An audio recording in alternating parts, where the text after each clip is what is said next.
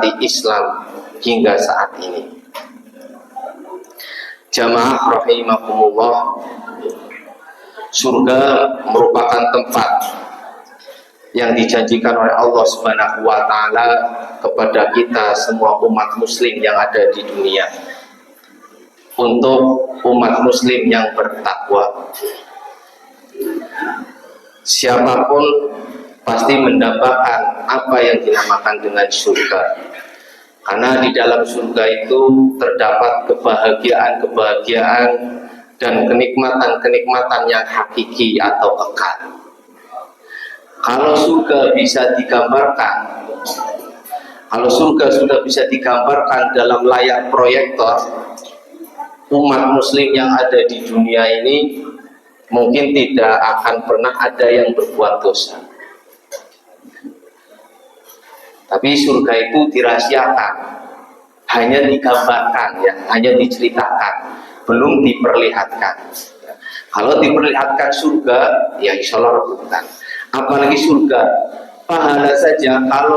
Kalau Allah memperlihatkan pahalanya orang yang berpuasa, memperlihatkan pahalanya orang yang sholat dalam bentuk, misalnya mungkin zaman-zaman sekarang, siapa yang puasa 1 bulan penuh di bulan Ramadan, Allah menghadiahkan iPhone rebutan,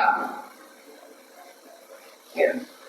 Atau uang THR, Allah ngasih uang THR langsung, misal cuma-cuma, ya, misal 10 juta atau 15 juta, itu juga pasti rebutan. Tidak ada orang di dunia ini yang akan meninggalkan puasa ataupun sholat ataupun kebaikan-kebaikan yang disuruh oleh Allah Subhanahu wa taala. Namun surga itu merindukan 4 golongan, Pak. Surga itu merindukan 4 golongan yang di dalam hadis Rasulullah Shallallahu Alaihi Wasallam, al jannatu mustaqatun ila arba'ati nafar, talil Quran wa hafidil lisan wa muta'imil ji'an wa sha'imin fi syahri Ramadan. Rawahu Abu Dawud wa Tirmidzi dan Ibnu Abbas. Jadi surga yang surga merindukan 4 golongan.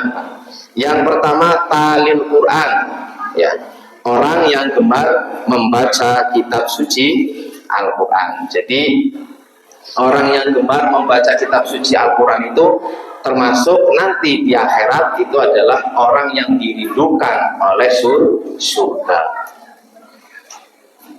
Pak, kalau belum bisa baca gimana, Pak? Mendengarkan.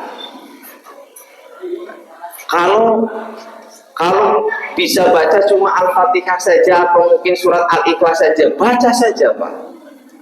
Ya. Karena yang penting kita berusaha, ya. Jadi bukan hanya untuk orang yang sudah mungkin baca Al-Qur'annya hafal atau lancar ataupun sudah bacaannya sudah bagus banget lah. Untuk orang-orang yang belum bisa baca itu juga tetap dapat pahala, tapi dengan satu catatan, kalaupun tidak bisa baca, paling tidak kita senang mendengarkan orang yang membaca Al-Quran. Di masjid kita nggak bisa baca, ikut duduk, Pak, di sini mendengarkan dapat pahala nggak? Mendengarkan itu juga dapat pahala. Terus menerus istiqomah, ya tentunya sambil kita juga belajar, ya Pak, ya. Artinya orang yang tidak bisa baca Quran, kata ustadznya kita sudah mendengarkan, ya nggak gitu juga, ya kita tetap belajar sama orang yang lebih bisa di rumah, misal sama anaknya ataupun sama saudara-saudaranya, atau mungkin kalaupun malu ya di dalam masjid. Insya Allah di Masjid Baitul Aziz ini ada ustadz kita, ya, yang mengajarkan tahsin, yaitu Ustadz Taufal. Nah, jadi monggo ramaikan masjidnya ketika ada pembelajaran tahsin. Jadi yang belum bisa baca ataupun yang sudah baca, yaitu tadi, mumpung kita masih ada di dunia, kita harus suka dengan apa yang namanya Al-Quran, karena Al-Quran itu adalah kitabnya Allah, ya. Al-Quran itu adalah ucapannya Allah. Di dalam Al-Quran itu terdapat kebahagiaan, ya, tenangnya hati, pikiran itu insya Allah ketika kita membaca Al-Quran, hati dan pikiran kita akan selalu tenang. Itu yang pertama ya, Al-Quran.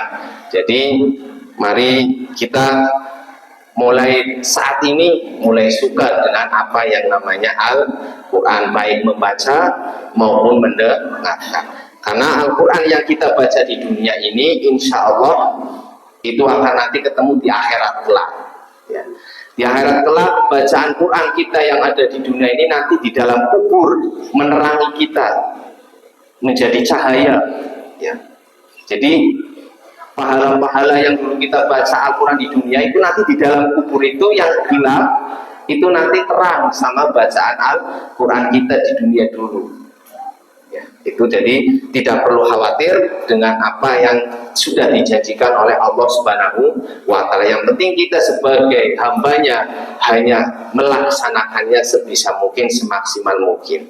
Yang kedua yaitu orang yang mampu menjaga lisannya. Yang pertama, orang yang membaca Al-Quran, yang suka membaca Al-Quran. Yang kedua adalah orang yang mampu menjaga lisannya, wahafidil lisan. Jadi orang yang bisa menjaga lisannya dari ucapan-ucapan kotor, dari mungkin ngerasani hibah ya, ngomongin orang. Ketika kita bisa menjaga lisan kita dari itu semua, insya Allah kita akan dirindukan oleh surganya Allah Subhanahu wa Ta'ala.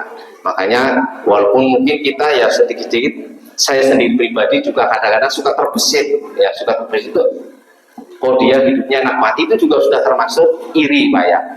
Ya artinya sudah termasuk untuk apa, dosa untuk pribadi kita karena lewat hati ya.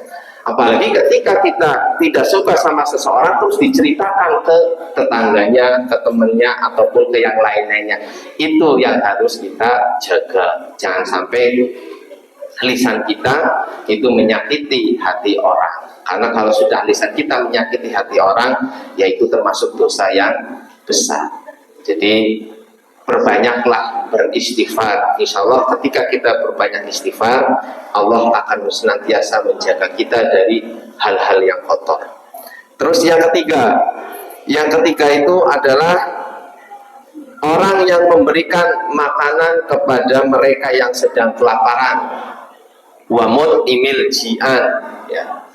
Golongan yang ketiga yaitu orang yang suka bersedekah ya bahasanya sekarang. Kalau zaman sekarang mungkin sudah tidak ada orang kelaparan Pak ya. Ya kalau ada orang kelaparan kayaknya sedikit lah kita menemukan orang yang kelaparan ya.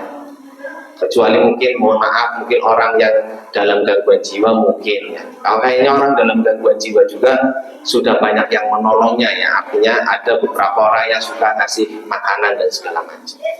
Artinya kita bergemar sedekah. Sedekah itu macam-macam.